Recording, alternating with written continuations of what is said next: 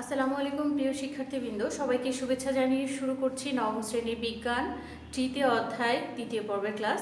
গত ক্লাসে আমরা পড়েছিলাম লোহিত রক্তকণিকা পর্যন্ত। আজকে আমরা শ্বেত রক্তকণিকা থেকে শুরু করব, অর্থাৎ 62 নাম্বার পেজ থেকে সবাই শুরু করবে। সবাই চলে যাও 62 নাম্বার পেজে। শিক্ষার্থী বন্ধুরা, আমরা আমাদের পাঠ্য বইয়ে এই শ্বেত রক্তকণিকা সম্পর্কে কি আলোচনা করা হয়েছে সেটা এখন আমরা দেখব। দেখো, এখানে একটি শ্বেত রক্তকণিকার চিত্র দেওয়া আছে, যে শ্বেত রক্তকণিকা আসলে দেখতে কেমন হয়, একটি কালারফুল চিত্র দেওয়া আছে। এবং শ্বেত রক্তকণিকা যে ফ্যাগোসাইটোসিস প্রক্রিয়ায় জীবাণুকে ধ্বংস করে, সেই প্রক্রিয়াটা কি সেটা কিন্তু এখানে চিত্রের মাধ্যমে দেখানো হয়েছে। যে জীবাণুটি যখন খুব শ্বেত রক্তকণিকার কাছাকাছি চলে আসে, তখন শ্বেত রক্তকণিকা অনেকটা অ্যামিবার মতো নিজেকে পরিবর্তন করে জীবাণুটিকে ভক্ষণ করে ফেলে এবং সেখান থেকে এক সময় তার ভেতরে নিয়ে যায়, এট এ টাইম একদম পুরোপুরিভাবে ভেতরে নিয়ে যায় এবং ভেতরে শ্বেত রক্তকণিকার ভেতরে জীবাণুটি কিন্তু একদম ভ্যানিশ হয়ে যায় বা ধ্বংস হয়ে যায়।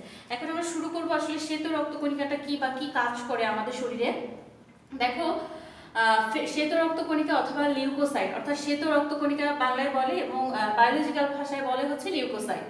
শ্বেত রক্তকণিকার নির্দিষ্ট কোনো আকার নেই, অর্থাৎ এর নির্দিষ্ট কোনো আকার নেই, অর্থাৎ অনেকটা অ্যামিবার মতো। অ্যামিবার যেমন নির্দিষ্ট কোনো আকার নেই, ঠিক তেমনই এগুলো হিমোগ্লোবিন বিহীন। অর্থাৎ হিমোগ্লোবিন যদি থাকতো তাহলে কিন্তু এটার বর্ণ লাল হতো, যেটা আরবিসি বা রেড ব্লাড সেল লোহিত রক্তকণিকায় থাকে। কিন্তু এখানে কোনো রকম কোনো হিমোগ্লোবিন নেই, এই জন্য কিন্তু এটার কোনো রং নেই। এবং নিউক্লিয়াস যুক্ত বড় আকারের কোষ। শ্বেত রক্তকণিকার গড় আয়ু 1 থেকে 15 দিন। হিমোগ্লোবিন না থাকার কারণে এদের শ্বেত রক্তকণিকা, ইংরেজিতে হোয়াইট ব্লাড সেল বা ডাব্লিউবিসি বলে। শ্বেত রক্তকণিকার সংখ্যা আরবিসি এর তুলনায় অনেক কম, অর্থাৎ রেড ব্লাড সেলের তুলনায় শ্বেত রক্তকণিকার সংখ্যা অনেক কম। এরা অ্যামিবার মতো দেহের আকারে পরিবর্তন করে। তাহলে দেখো, আমি শুরুতেই বলেছি যে এদের নির্দিষ্ট কোনো আকার নেই এবং এরা কি করে, অ্যামিবার মতো অনেকটা আকারকে পরিবর্তন করে। ফ্যাগোসাইটোসিস প্রক্রিয়ায় এটি জীবাণুকে ধ্বংস করে। প্রক্রিয়াটা আমরা চিত্রে দেখে ফেলেছি অলরেডি। শ্বেত রক্তকণিকাগুলো রক্তরসের মধ্য দিয়ে নিজেরাই চলতে পারে, অর্থাৎ এরা একা একাই রক্তরসের মধ্য দিয়ে চলতে পারে। রক্ত জালিকার প্রাচীর ভেদ করে টিস্যুর মধ্যে প্রবেশ করতে পারে, অর্থাৎ রক্তের যে জালিকা সেটা ভেদ করেও এরা টিস্যুর মধ্যে প্রবেশ করে এবং সেখান থেকেও কিন্তু জীবাণু ধ্বংস করতে পারে। দেহের বাইরের জীবাণু দ্বারা আক্রান্ত হলে দ্রুত শ্বেত রক্তকণিকার সংখ্যার বৃদ্ধি ঘটে। মানব দেহে প্রতি ঘন মিলিলিটার রক্তে 4 থেকে 10,000 শ্বেত রক্তকণিকা থাকে। আবার লক্ষ্য করো, মানব দেহে প্রতি ঘন মিলিলিটার রক্তে কতগুলো 4 থেকে 10,000 শ্বেত রক্তকণিকা থাকে। অসুস্থ মানবদেহে এর সংখ্যা বেড়ে যায়, অর্থাৎ যখন কোনো মানুষ অসুস্থ হয়ে যায় তখন কিন্তু এই শ্বেত রক্তকণিকার সংখ্যা বেড়ে যায়। শ্বেত রক্তকণিকায় ডিএনএ থাকে। কি থাকে? ডিএনএ। ডিএনএ ফুল মিনিং কি আমরা সবাই কম বেশি জানি, ডিঅক্সিরাইবো নিউক্লিক অ্যাসিড। আবার একটু লক্ষ্য করো, ডিঅক্সিরাইবো নিউক্লিক অ্যাসিড। এবার আমরা যেটা আলোচনা করব, শ্বেত রক্তকণিকার প্রকারভেদ। গঠনগতভাবে এবং সাইটোপ্লাজমে দানার উপস্থিতি বা অনুপস্থিতি অনুসারে শ্বেত রক্তকণিকাকে প্রধানত 2 ভাগে ভাগ করা যায়। কয় ভাগে? 2 ভাগে। কি কি? অগ্রানুলোসাইট বা দানাবিহীন, অর্থাৎ এটা অগ্রানুলোসাইট দানাবিহীন, এবং গ্রানুলোসাইট বা দানাযুক্ত, অর্থাৎ গ্রানুলোসাইট দানাযুক্ত যেটা সেটা। অগ্রানুলোসাইট কি? এই ধরনের শ্বেত রক্তকণিকাগুলো সাইটোপ্লাজম দানাহীন এবং স্বচ্ছ, অর্থাৎ এর মধ্যে সাইটোপ্লাজম যে থাকবে সেটা হবে দানাহীন এবং স্বচ্ছ হবে। অগ্রানুলোসাইট শ্বেত রক্তকণিকা 2 রকমের। কয় রকমের? 2 রকমের, যথা লিম্ফোসাইট এবং মনোসাইট। কয় রকম? 2 রকম, লিম্ফোসাইট ও মনোসাইট। দেহের লিম্ফ নোড, টনসিল, প্লিহা ইত্যাদি অংশে এরা তৈরি হয়। কোন কোন অংশে তৈরি হয়? লিম্ফ নোড, টনসিল, প্লিহা ইত্যাদি অংশে তৈরি হয়। লিম্ফোসাইটগুলো বড় নিউক্লিয়াস যুক্ত ছোট কণিকা। মনোসাইট ছোট ডিম্বাকার ও বৃক্কাকার নিউক্লিয়াস বিশিষ্ট বড় কণিকা। লিম্ফোসাইট অ্যান্টিবডি গঠন করে। কি তৈরি করে? রক্তের মধ্যে অ্যান্টিবডি গঠন করে। এই অ্যান্টিবডির দ্বারা দেহে প্রবেশ করা রোগ জীবাণু ধ্বংস করে। ওই অ্যান্টিবডি, রক্তে যে অ্যান্টিবডি থাকে সেই অ্যান্টিবডির দ্বারা দেহে রোগ জীবাণু ধ্বংস করে। এভাবে দেহে রোগ প্রতিরোধ ক্ষমতা বৃদ্ধি করে। মনোসাইট ফ্যাগোসাইটোসিস প্রক্রিয়ায় রোগ জীবাণুকে ধ্বংস করে। এখানে একটি লিম্ফোসাইটের চিত্র দেওয়া হয়েছে, মনোসাইট দেখতে আসলে কিরকম একটি চিত্র দেওয়া হয়েছে। তারপর হচ্ছে এখানে আবার দেওয়া আছে নিউট্রোফিল, ইউসিনোফিল, বেসোফিলের চিত্র, এটা আমরা পরবর্তীতে আলোচনা করব। অর্থাৎ এখানে বিভিন্ন মানে প্রকারের শ্বেত রক্তকণিকাকে দেখানো হয়েছে। এবার আসছে গ্রানুলোসাইট।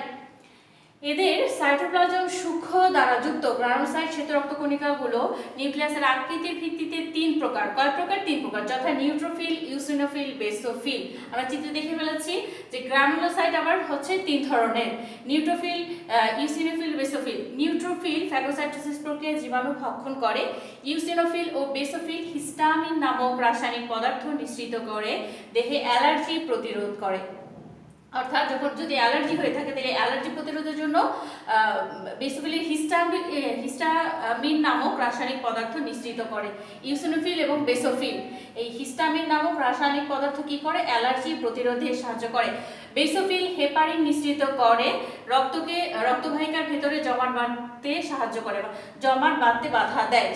জমাট বাঁধতে বাধা দেয় কি? বেসোফিল কি নিঃসৃত করে? হেপারিন। ইউসিনোফিল এবং বেসোফিল একসাথে হচ্ছে হিস্টামিন নামক রাসায়নিক পদার্থ নিঃসৃত করে, শুধু বেসোফিল হেপারিন নিঃসৃত করে।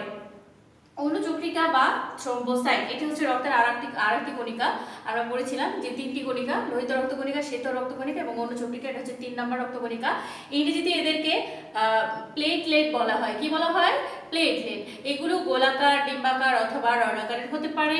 এদের সাইটোপ্লাজম দানাদার এবং সাইটোপ্লাজমে কোষ অঙ্গাণু, মাইটোকন্ড্রিয়া, গলগি বস্তু থাকে কিন্তু নিউক্লিয়াস থাকে না। অনেকের মতে অনুচক্রিকাগুলো সম্পূর্ণ কোষ নয়, এগুলো অস্থিমজ্জার বৃহদাকার কোষের ছিন্ন অংশ, অর্থাৎ অস্থিমজ্জা থেকে, মানে হাড়ের মধ্যে যে মজ্জা থাকে সেখানে কোষ থেকে ছিন্ন অংশ। অনুচক্রিকাগুলোর গড় আয়ু 5 থেকে 10 দিন।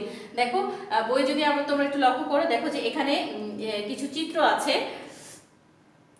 এই যে অনুচক্রিকা এবং তার আকার পরিবর্তন, মানে অনুচক্রিকার কিভাবে আকার পরিবর্তন হয় এখানে কিন্তু চিত্র দেওয়া হয়েছে যে প্রাথমিক অবস্থায় এরকম থাকে, যখন এরা পরিবর্তন হয় তখন কিন্তু এরকম হয় দেখতে। তাহলে অনুচক্রিকার গড় আয়ু 5 থেকে 10 দিন। পরিণত মানবদেহে প্রতি ঘন মিলিলিটার রক্তে অনুচক্রিকার সংখ্যা প্রায় 2.5 লাখ। কত? 2.5 লাখ। অসুস্থ দেহে এদের সংখ্যা আরো বেশি হয়, অর্থাৎ অসুস্থ দেহে অনুচক্রিকার সংখ্যা বেড়ে যায়। অনুচক্রিকার প্রধান কাজ হলো রক্ত তঞ্চন করা বা জমাট বাঁধানোতে সাহায্য করা। অনুচক্রিকার প্রধান কাজ কি তাহলে? রক্ত জমাট বাঁধতে সাহায্য করবে সে। যখন কোনো রক্তবাহিকা বা কোনো টিস্যু আঘাতপ্রাপ্ত হয়ে কেটে যায় তখন সেখানকার অনুচক্রিকাগুলো সক্রিয় হয়ে ওঠে, অনিয়মিত আকার ধারণ করে এবং থ্রোম্বোপ্লাস্টিন নামক পদার্থ তৈরি করে। এই পদার্থগুলো রক্তের প্রোটিন প্রথ্রোম্বিনকে থ্রোম্বোবিনে পরিণত করে। থ্রোম্বোবিন পরবর্তীকালে রক্তরসে প্রোটিন ফাইব্রিনোজেনকে ফাইব্রিন জালকে পরিণত করে রক্তকে জমাট বাঁধায় কিংবা রক্তের তঞ্চন ঘটায়। অর্থাৎ রক্ত কিভাবে জমাট বাঁধে এখানে কিন্তু বলা হয়েছে। ফাইব্রিন এক ধরনের অদ্রবণীয় প্রোটিন যা দ্রুত সুতার মতো জালিকা প্রস্তুত করে। এটি ক্ষতস্থানে জমাট বাঁধে এবং রক্তক্ষরণ বন্ধ করে। কি করে? ক্ষতস্থানে জমাট বাঁধবে এবং রক্তক্ষরণ বন্ধ করবে। তোমরা দেখবে যে হাত বা পা কখনো যদি কেটে যায় তাহলে কিন্তু সেটা বেশিক্ষণ ওখান থেকে রক্তক্ষরণ হয় না, খুব সহজে কিন্তু খুব দ্রুতই হচ্ছে রক্তক্ষরণ বন্ধ হয়ে যায়। তাহলে এই রক্তক্ষরণে বা রক্তক্ষরণ বন্ধে বা জমাট বাঁধায় কি সাহায্য করে? অনুচক্রিকা। তবে রক্ততঞ্চন প্রক্রিয়াটি আরো জটিল। এই প্রক্রিয়ার জন্য আরো বিভিন্ন ধরনের রাসায়নিক পদার্থ এবং ভিটামিন কে ও ক্যালসিয়াম আয়ন জড়িত থাকে। রক্তের সাধারণ কাজ, শ্বাসকার্য, মানে রক্ত যে কাজগুলো করে থাকে সাধারণত সে কাজগুলো এখানে আলোচনা করা হয়েছে। শ্বাসকার্য, রক্ত অক্সিজেনকে ফুসফুস থেকে টিস্যু কোষে এবং টিস্যু কোষ থেকে কার্বন ডাই অক্সাইডকে ফুসফুসে পরিবহন করে। লোহিত কণিকা ও রক্তরস প্রধানত এই কাজটি করে থাকে। হরমোন পরিবহন, অন্তঃক্ষরা গ্রন্থি থেকে নিঃসৃত হরমোন দেহের বিভিন্ন অংশে পরিবহন করে। খাদ্যসার পরিবহন, দেহের সঞ্চয় ভাণ্ডার থেকে এবং পরিপাকৃত খাদ্যসার দেহের টিস্যু কোষগুলোতে বহন করে। বর্জ্য পরিবহন, নাইট্রোজেন ঘটিত বর্জ্য পদার্থগুলোকে কিডনি বা বৃক্কে পরিবহন করে। উষ্ণতা নিয়ন্ত্রণ, দেহে তাপের বিস্তৃতি ঘটিয়ে দেহের নির্দিষ্ট তাপমাত্রা নিয়ন্ত্রণ করে। রোগ প্রতিরোধ, দেহে জীবাণু রোগ জীবাণু প্রবেশ করলে মনোসাইট ও নিউট্রোফিল জাতীয় শ্বেত কণিকা ফ্যাগোসাইটোসিস পদ্ধতিতে জীবাণুকে গ্রাস করে ধ্বংস করে। লিম্ফোসাইট জাতীয় শ্বেত রক্তকণিকা অ্যান্টিবডি গঠন করে দেহের ভিতরে জীবাণুকে ধ্বংস করে এবং বাইরে থেকে জীবাণুর আক্রমণকে প্রতিহত করে। দেখো এখানে খুব সুন্দর একটি বক্সের মধ্যে দেয়া আছে যে প্রাপ্তবয়স্ক সুস্থ মানুষের রক্তে বিভিন্ন উপাদানের স্বাভাবিক মান।